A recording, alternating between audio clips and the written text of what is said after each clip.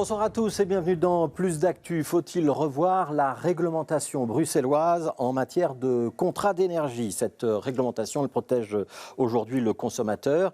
Celle-là lui permet de garder l'accès au gaz et à l'électricité même s'il n'arrive plus à payer ses factures.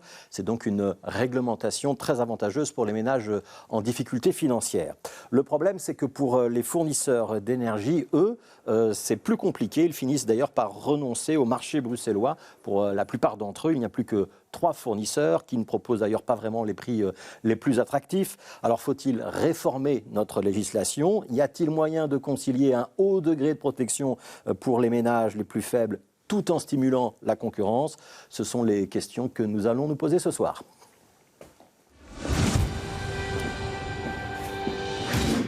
Voilà, et pour débattre, nous avons invité 2 députés bruxellois. Marta Casier, vous êtes députée pour le Parti socialiste, et Aurélie Tchaikalski, vous êtes députée pour le mouvement réformateur, et vous siégez évidemment tous les deux dans la commission qui suit les affaires d'environnement et d'énergie au Parlement régional. Les Bruxellois donc payent leur gaz et leur électricité un peu plus cher que les ménages flamands et wallons. C'est pas moi qui le dis, c'est le constat posé par le régulateur bruxellois de l'énergie. Différence de quelques dizaines d'euros par an pour un ménage moyen. On écoute les explications de Pascal Misselien, c'est le directeur de Brugel, le régulateur, et il était notre invité ce matin dans notre matinale Bonjour Bruxelles. On avait déjà averti en 2021 qu'il y avait un problème structurel sur le marché bruxellois. On constatait que les fournisseurs quittaient par manque d'intérêt, par le fait qu'il y a trop de barrières à l'entrée, trop de difficultés à gérer la clientèle bruxelloise. Il est un fait que le client bruxellois est très bien protégé par la législation bruxelloise, mais cette protection est à charge du fournisseur, ce que les fournisseurs ont du mal à gérer sur un portefeuille relativement réduit. Si le fournisseur a des difficultés avec son client, il doit passer devant le juge de paix, ce qui est une procédure longue, fastidieuse et coûteuse. On l'a déjà analysé, ça nous met entre 9 mois dans le meilleur des cas et 18 mois de procédure. Vous comprenez bien qu'un fournisseur, s'il n'est pas payé pendant 18 mois, il a quand même quelques difficultés. Voilà, on a eu le départ d'Eneco, un des fournisseurs d'énergie qui a été annoncé la semaine dernière. On avait avant cela Mega, Octaplus qui ont déjà quitté le marché bruxellois. Certains, comme Luminus, sont présents mais ne démarchent pas de nouveaux clients. Ils gardent juste les clients qu'ils avaient jusqu'ici. Est-ce qu'on peut parler d'une situation de crise sur le marché de l'énergie en région bruxelloise? Oui, Aurélie Tchaikalski. Oui, c'est une situation de crise et ça fait plus de 20 ans que le MR bruxellois dénonce ce problème. Nous, ce qu'on veut, c'est très clair, c'est rendre le marché bruxellois de l'énergie plus attractif tout en améliorant la protection sociale et donc les clients plus vulnérables. Ce qui n'est pas fait par le gouvernement bruxellois, c'est un juste équilibre à trouver entre une offre de fournisseurs en énergie, c'est très simple, on se rappelle un petit peu nos cours d'économie, plus il y a d'offres et donc il y a une offre de prix et donc ça diminue le prix et la facture des citoyens. Et donc pour le moment, on se retrouve face à une situation dramatique sur le marché de l'énergie bruxellois avec 3 fournisseurs d'énergie et au final, qui paie les pots cassés de cette situation? Ce sont les Bruxellois qui se retrouvent avec une offre limitée en matière de gaz et d'électricité, de contrats en gaz et en électricité et donc c'est la facture à la fin du mois qui augmente, contrairement aux 2 autres régions du pays où il y a une offre plus variée. Ouais. Est-ce que vous diriez qu'on protège trop les consommateurs en région bruxelloise? C'est un juste équilibre à trouver entre ouvrir le marché. Il faut bien entendu protéger les consommateurs les plus vulnérables. Et ça, on l'a toujours dit et redit. Qu'est-ce qu'il faut faire? Il faut stopper, dès qu'il y a des factures qui s'amoncellent, qui ne sont pas payées, il faut stopper cet emballement de la dette. Ce qui n'est pas fait à Bruxelles. Le client ne peut se déclarer que client protégé qu'à partir du moment où il fait cette démarche volontaire d'aller frapper à la porte d'un CPAS ou de Brugel, par exemple. Ouais, mais donc, aujourd'hui, il y a une protection qui est trop importante. Je repose la question pour avoir une réponse très claire. Il faut protéger les clients vulnérables, mais il faut anticiper au plus vite quand il y a un problème de factures impayées et pas attendre un certain nombre de mois qui passent et pendant ce temps-là, les factures continuent à arriver et ne sont pas payées. Alors, on y reviendra tout à l'heure. On vous fera expliquer plus en détail votre proposition. Je rappelle que le mouvement réformateur est dans l'opposition à la région bruxelloise. Côté majorité, Martin Casier, est-ce qu'on a trop protégé les consommateurs ces dernières années en région bruxelloise? Non, absolument pas. Et je pense qu'il faut quand même se rappeler quelques instants de quoi on parle. On parle d'électricité et de gaz, c'est-à-dire un bien de première nécessité qui est nécessaire d'abord pour pouvoir vivre au chaud, pour pouvoir cuisiner, pour pouvoir tout simplement vivre une vie digne. Donc c'est absolument nécessaire de protéger le consommateur. Et quand j'entends l'EMR, parce que cette histoire on l'entend depuis maintenant longtemps, dire il faudrait moins protéger ou différemment protéger le bruxellois. Qui va payer cette protection différente? C'est en fait des frais qui vont se retrouver dans la facture générale des ménages parce que ce sera Sibelga, notre distributeur de gaz et d'électricité, qui devra supporter les frais de ses clients. Donc en fait aujourd'hui le choix qui est fait par le gouvernement et que nous assumons plein et entier, c'est de protéger les consommateurs aux frais des fournisseurs. Et je voudrais juste, et je terminerai là-dessus, Monsieur Grosfilet, parce qu'on parle des fournisseurs. Mais en fait, les acteurs du marché bruxellois, ils sont fournisseurs et producteurs. Et les producteurs, et on le sait tous depuis la crise du Covid, ce sont des entreprises qui ont fait des bénéfices plantureux, absolument conséquents. Engie, Total ont fait des bénéfices absolument plantureux. Alors ils ont divisé leur société entre production et fourniture, mais ce sont les mêmes structures. Ça me paraît quand même un petit peu grossier de ces structures de venir dire qu'en fait ils ne savent pas supporter les coûts de la protection des consommateurs bruxellois pour un bien, je le rappelle, de première nécessité. Mais Martin Cadier, vous avez quand même entendu le régulateur. Tout à fait. Il est a priori neutre, au-dessus de la mêlée, il n'est pas suspect. Le régulateur, il dit quand même qu'il n'y a pas assez d'acteurs sur le marché bruxellois, il n'y a plus assez de concurrence. Et une des raisons qui explique ce manque de concurrence, ce sont des règles qui protègent peut-être plus le consommateur, mais qui sont plus lourdes pour le fournisseur d'électricité. Si vous avez bien entendu le régulateur, il l'a très justement dit aussi, il le dit, la difficulté première, en fait, c'est la taille de notre marché. En fait, Bruxelles est une taille trop petite de marché et singulièrement, nous avons une population qui est trop précarisée par rapport à la taille de notre marché. Vous savez, en Flandre ou en Wallonie, les fournisseurs d'électricité ne se font pas énormément d'argent sur les contrats individuels. Là où c'est tout à fait bénéficiaire, c'est sur les contrats des entreprises. Et évidemment, la région bruxelloise, elle a beaucoup moins d'entreprises. Donc en fait, le régulateur, et il faut l'écouter, il dit c'est difficile dans les circonstances de la petite taille de notre région. C'est ça la difficulté, et ça c'est aussi l'échec de la libéralisation du marché de l'énergie. Oui, le débat n'est pas tout à fait neuf, hein, ça fait quand même 2-3 ans qu'il existe. Il y a eu une réforme en mars 2022. Théoriquement, on ne parle plus de clients protégés, on parle de fourniture garantie. Tout à fait. J'explique en 2 mots. Pour un ménage en difficulté, c'est Sibelga qui devient le fournisseur. Et ça se fait à la demande du CPS et ça se fait évidemment au tarif social. Tout à fait. C'est une réforme qui avait pour but justement de rouvrir à la concurrence. Elle est ratée cette réforme. On voit que ça ne convainc pas les fournisseurs de revenir. Elle n'avait pas pour but de rouvrir la concurrence, elle avait pour but d'essayer de diminuer un petit peu la pression de manière raisonnable sur les fournisseurs. Et ce point-là, on pouvait l'entendre, c'est qu'effectivement, Sibelga pouvait devenir le fournisseur de dernier ressort, puisque l'objectif, c'est pas que les gens se retrouvent sans gaz et sans électricité. Ce que les fournisseurs veulent aujourd'hui, c'est en fait de pouvoir couper la fourniture sans autorisation du juge de paix. Ce que nous disons, c'est que puisqu'il s'agit d'un bien de première nécessité, il est légitime que la justice intervienne pour pouvoir ou non couper un contrat, tout simplement. Alors le problème, c'est que les délais pour passer chez le juge de paix, ils sont relativement longs. On est autour d'une année. Aurélie Czekaleski, quel système est-ce que vous mettriez en place si vous étiez dans une majorité au gouvernement bruxellois? Comment on fait pour protéger le consommateur tout en permettant que le marché bruxellois soit attrayant, attractif pour des fournisseurs et producteurs d'électricité. Nous ne sommes pas restés les bras croisés puisque le groupe MR a déposé un texte justement au Parlement bruxellois pour moderniser, réformer, améliorer le marché bruxellois de l'énergie. Ça fait des mois qu'on aimerait bien que ce texte soit débattu et pour le moment, la majorité refuse d'en débattre lorsque nous avons des débats pour la mise à l'agenda de ce texte. Donc ça, c'est une chose. Nous avons déposé un texte. Dans ce texte, qu'est-ce qu'il y a ? Un ménage est en difficulté. Dans votre proposition, comment il fait pour que finalement, on ne lui coupe pas l'électricité et le gaz ? Simplifier la résiliation des contrats, automatiser encore plus rapidement l'octroi du statut de client protégé. Quand un ménage se retrouve à la fin du mois à ne pas pouvoir payer ses factures, il faut s'en inquiéter. Il faut aider ces ménages. Alors faire la démarche parfois de franchir le pas de porte d'un CPS, c'est pas facile. Mettez-vous dans la peau de ces gens. Il faut aller frapper la porte du CPS, demander de l'aide d'un assistant social. Il y a toute une enquête sociale qui est en cours. Après toute cette étape, on se décide enfin à octroyer le statut de client protégé. Et donc, dès qu'on voit qu'il y a un emballement des dettes, il faut se dire, attention, il y a peut-être un petit souci, qu'est-ce qui se passe dans votre vie ? Est-ce qu'il y a un changement de job ? Voilà.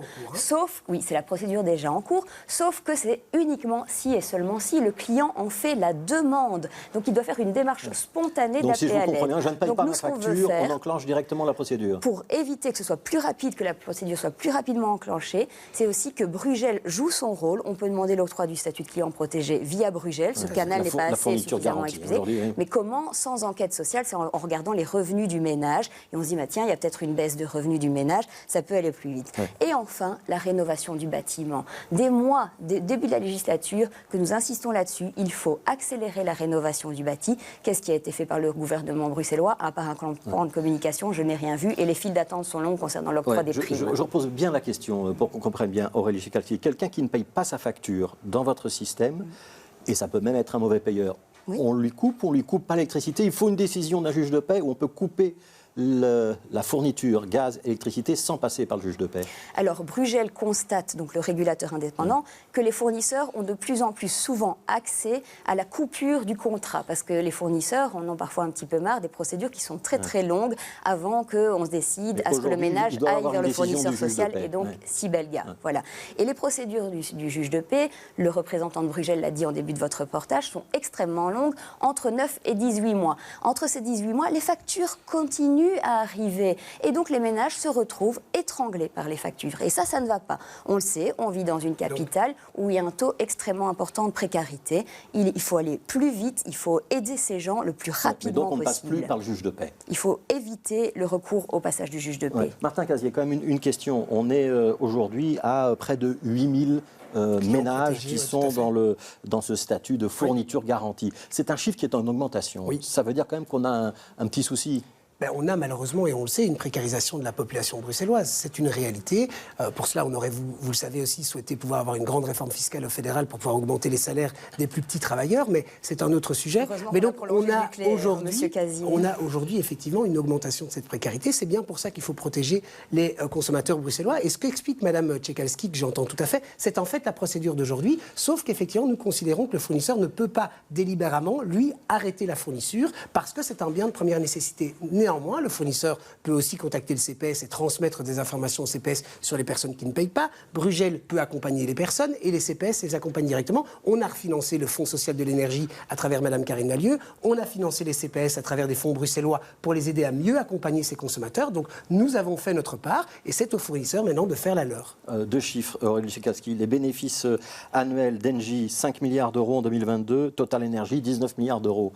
Ils ont peut-être les moyens de faire un petit geste vis-à-vis de leur clientèle bruxelloise ou c'est pas le problème? Mais vous savez que les fournisseurs sont aussi la corde au cou parce que justement le coût de prise en charge de toutes ces factures impayées sont aussi à la charge des fournisseurs. Et c'est pour ça qu'ils quittent le marché bruxellois à un moment donné. Ils disent ce marché bruxellois, il y a un problème, on se retrouve avec un risque d'impayé de plus en plus important et donc nous le choix est vite fait, on ne travaille plus à Bruxelles, point à la ligne. C'est tout à fait vrai. Ce qui est compliqué, c'est pour des nouveaux acteurs de venir sur le marché bruxellois parce qu'effectivement ils vont récupérer sans doute les clients dont les autres fournisseurs ne veulent plus. Mais les deux fournisseurs historiques, qui sont Total aujourd'hui et Engie, eux sont sur le marché bruxellois, s'en sortent pas avec des bénéfices plantureux sur la partie fourniture, mais très bien, mais par contre, dans la partie production, comme vous l'avez très justement dit, M. Grandfilet, font des bénéfices absolument colossaux, et c'est en fait à ceux-là qu'on aimerait faire appel pour pouvoir permettre aux fournisseurs de comprendre leur rôle sociétal aussi dans cette question. Mais justement, pour permettre la concurrence, Martin Casier, je vais citer un troisième chiffre, c'est le chiffre d'affaires d'Eneco, donc ça c'est une plus petite entreprise, on parle en millions et plus en milliards, 67 millions de chiffre d'affaires,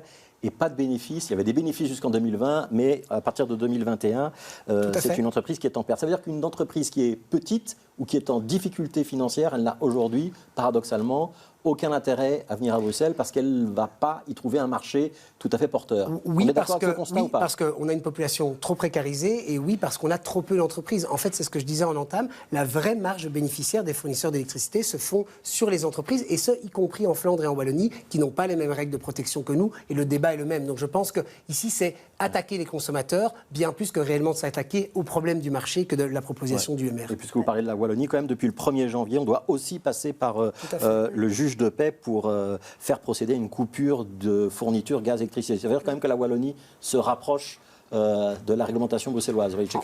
En tout cas, il faut une meilleure prise en charge des clients vulnérables. Vous parliez de la Flandre il y a quelques instants. Quand le consommateur ne paie pas sa facture, il reçoit une lettre de rappel en 1, il reçoit une mise en demeure en 2, et donc il a 60 jours pour payer. Et donc le fournisseur d'énergie sait que quand il envoie ça, il y a 90 jours qui espacent le jour J de l'envoi de la lettre et à la fin de contrat, avant qu'il bascule vers un contrat du fournisseur social. Et donc, à un moment donné, ça permet aussi une transparence vis-à-vis des fournisseurs d'énergie, sachant qu'ils ne se retrouvent pas avec un risque de facture énorme, un délai qui est fixe plus court, et qui ne dépend plus pas fixe. d'une décision de ce sont justice. l'ensemble des consommateurs bruxellois qui payeront cette facture, puisqu'elle va se retrouver dans les frais de gestion de Sibelga, c'est-à-dire dans nos impôts et dans les frais de distribution. Donc en fait, simplement, vous faites payer ces factures-là à l'ensemble des consommateurs bruxellois. Nous choisissons de les faire par les producteurs et les fournisseurs d'énergie, tout simplement. Je vous propose d'avancer un petit peu dans le débat. On va réécouter Pascal Misselin de Brugel, et il décrit une situation qui ressemble au final à un duopole de fait en région bruxelloise. On l'écoute. Les meilleurs tarifs proposés en Flandre et en Wallonie ne se trouvent plus à Bruxelles. Pire que ça, le seul fournisseur qui offre vraiment des bons tarifs, c'est un tout petit fournisseur vraiment anecdotique, qui n'arrive même pas à suivre. Il n'a pas la possibilité d'avoir des dizaines de milliers de clients. Ouais. Et le challenger du fournisseur historique fait des prix plus élevés. Et donc, si vous n'avez pas les mêmes règles, ou à peu près les mêmes règles dans les autres régions, ça devient très coûteux pour un fournisseur. Et donc, ce fournisseur, comme Eneco, il jette l'éponge. Ce n'est pas uniquement une question de prix, c'est aussi une question de service. Nous sommes dans une dynamique de transition énergétique. Pour pouvoir faire face à cette transition, il faut que les fournisseurs puissent offrir des services intéressants. Et ces services-là, ils sont souvent proposés par des outsiders ou par des firmes qui sont un peu dynamiques, qui sont challengées par d'autres. Si vous n'avez plus de concurrence, on n'est pas certain que les services énergétiques arriveront à Bruxelles pour les consommateurs résidentiels. Voilà, donc deux grands fournisseurs, on va donner les noms, Engie et Total Energy. Total Energy pratique finalement des tarifs plus élevés qu'Engie. Et le troisième petit opérateur, mais qui n'a pas les reins très très solides, c'est Bolt. C'est inquiétant quand même ce que dit Pascal Misselin, Martin Casier, notamment sur le fait que on a un marché un petit peu sclérosé et que finalement il n'y a pas de nouvelle offre qui arrive pour le consommateur, et ça veut dire qu'on reste un petit peu avec un marché des règles d'autrefois. Est-ce que ça vous inquiète ou pas? Donc, qu'on n'ait pas beaucoup de fournisseurs, oui, bien sûr. Mais par contre, quand même se tenir la musique qu'évoquait tout à l'heure Mme Tchekalski sur plus il y aura de concurrence, plus les prix baisseront, est en fait une foutaise. La libéralisation des marchés d'énergie. Vous n'y croyez pas? Non, mais c'est pas moi que je n'y crois pas. La libéralisation des marchés d'énergie en Europe et singulièrement en Belgique n'ont absolument pas fait baisser les factures d'énergie des ménages. Il suffit de vérifier ces factures. Donc il faudrait revenir à un seul grand opérateur public? Non, mais par contre, je pense que c'est aussi la démonstration, et le Brugel a raison, qu'on a besoin aussi d'un grand opérateur, oui, public, de production et de fourniture d'énergie. Ce sera au cœur de notre programme pour cette campagne, à la fois pour réussir à fournir de l'énergie verte et faire la transition environnementale et climatique nécessaire pour nos clients, et aussi pour avoir un service, effectivement, de protection de la clientèle au maximum, mais aux côtés des fournisseurs existants. Ce grand fournisseur d'énergie, vous l'imaginez bruxellois ou ça à l'échelle nationale? Alors, je pense que ça a beaucoup de sens de le faire au niveau national. Vous savez que la matière de l'énergie est régionalisée à Bruxelles, donc commençons par le faire à Bruxelles, on pourra le faire, et puis on l'étendra petit à petit en espérant que les autres régions puissent se joindre à cette proposition. Ouais. Aurélie Tchekalski, est-ce qu'on doit rapprocher les réglementations, se caler à Bruxelles sur ce qui se fait en Flandre et en Wallonie, de manière à ce que ce soit plus clair et plus simple pour les fournisseurs? Parce que c'était aussi quelque chose que disait ce matin Pascal Misselin, c'est compliqué pour un fournisseur d'avoir 3 règles différentes, donc 3 systèmes clientèle différents, 3 call centers différents, et il faudrait rapprocher tout ça. Vous êtes d'accord avec lui ou pas? Oui, je suis d'accord. En tout cas, ça veut dire qu'on n'aurait pas dû régionaliser un certain nombre de choses qui concernent l'énergie. Il faut simplifier les choses dans une optique de lisibilité et surtout pour les consommateurs. À un moment donné, ils doivent pouvoir faire leur marché et choisir quel contrat ils veulent adopter, celui-là ou celui-là, contrat fixe, contrat variable. Vous pensez que la concurrence, ça ferait baisser les prix? Oui, j'en suis convaincue. Et depuis l'adoption de l'ordonnance gaz-électricité du gouvernement bruxellois, est-ce qu'on constate de nouvelles arrivées sur le marché bruxellois? Rien, pas une. Au contraire, on constate des fuites. Ouais. Est-ce que vous seriez intéressé par l'idée d'un grand opérateur public ou semi-public? Est-ce que c'est une bonne piste, celle qui a été suggérée par Martin Casier? Vous avez déjà Sibelga qui joue une partie du rôle de fournisseur d'énergie, notamment le fournisseur social. Moi, je suis convaincue qu'il faut laisser aussi le marché et les opérateurs pouvoir s'insérer dans ce marché, faire une offre et autres. Je suis une libérale convaincue et je fais confiance dans le marché. Ouais, j'apporte quand même une petite précision parce qu'elle est importante. On parle depuis de cette émission définition des clients résidentiels. Hein. Donc les clients privés, les ménages, c'est pas la même chose pour le marché des entreprises. Là, il y a plus d'acteurs qui sont présents sur le marché. Je voudrais vous interroger quand même sur votre vision du futur en matière d'énergie, hein, parce qu'on a l'essor du photovoltaïque, de l'éolien, même en région bruxelloise, des panneaux solaires parfois en grande quantité sur de grandes surfaces, hein, par exemple aux abattoirs d'Anderlecht ou sur d'autres bâtiments, des communautés d'énergie qui se créent ici et là avec des voisins qui se regroupent. Est-ce que ça va être une partie de la réponse dans notre fourniture en énergie demain? Martin Casier. Complètement. Donc on doit revenir à un aspect beaucoup plus localisé de production et de consommation d'énergie, ça c'est une évidence. On doit aller de toute façon vers une électrification de l'ensemble des moyens de chauffage aussi. Et donc là, il y aura un grand débat sur la question de la capacité de notre réseau d'absorber cela. Donc c'est pour ça qu'il faudra produire proche du lieu où l'on consomme et à des bonnes heures et avoir un bon étalement de cette production. Et on peut produire l'électricité en quantité suffisante en région bruxelloise? Pour tout Bruxelles, on ne pourra pas tout produire, bien sûr, mais peut-être juste donner un chiffre. Aujourd'hui, on n'exploite même pas 15% de la production solaire possible sur les toitures bruxelloises, et je ne parle que des toitures, c'est une étude de Bruxelles Environnement, et on n'est encore quasiment nulle part en éolienne ou en géothermie. Donc on a une marge de progression. On a une énorme marge de progression, et ça devra se faire effectivement de manière locale, distribuée. Les comités d'énergie sont vraiment une solution de l'avenir, ça j'en suis convaincu. Moi, je suis inquiète concernant le Vous futur. ne croyez pas à une relative autonomie, en tout cas une plus grande autonomie par rapport à la production d'électricité et de gaz extérieur? Mais je suis inquiète. Je suis inquiète pour le futur de Bruxelles. On parle beaucoup d'innovation, de nouvelles technologies et de leur déploiement. Donc ça veut dire, c'est quoi? C'est des pompes à chaleur, des voitures électriques, des bornes pour recharger les voitures électriques, des communautés d'énergie mises en place. On va constater qu'il y aura une électrification croissante des besoins des consommateurs et avec une offre peu adaptée en contrat, eh bien il faut pouvoir un peu faire des matchs et rencontrer l'offre et la demande. Et pour le moment, je suis inquiète à ce sujet et j'espère sincèrement qu'on pourra déployer ces nouvelles technologies à condition que le marché le permet. Et donc ce qu'il faut, c'est flexibiliser le marché, le rendre plus attractif et ce sera tout bénef pour les consommateurs et pour les fournisseurs. Voilà, et je pense que sur la vision globale, on ne vous mettra pas d'accord. Non, C'était Aurélie Tchaikalski pour le mouvement réformateur et Martin Casier pour le Parti socialiste. Merci à tous les deux d'avoir participé à ce débat. Demain, on reviendra à l'Evras, ces animations d'éveil à la vie relationnelle, affective et sexuelle. On se demandera pourquoi ça a suscité autant de passion. Pourquoi est-ce que nous nous enflammons dès qu'on parle d'éducation? On en parlera avec Caroline Depeut, elle est psychiatre, et Sandrine Detente, qui est la directrice de l'Observatoire de la santé et des sexualités. Ce sera donc demain dans Plus d'actu à 17h. Et puis demain matin, notre matinale Bonjour Bruxelles, en radio et en télé. On recevra notamment Frédéric Dardenne, le ministre du budget de la Fédération Wallonie-Bruxelles, et Cécile Jodogne, la bourgmestre de Scarbeck. Continuez à bien vous informer et à demain.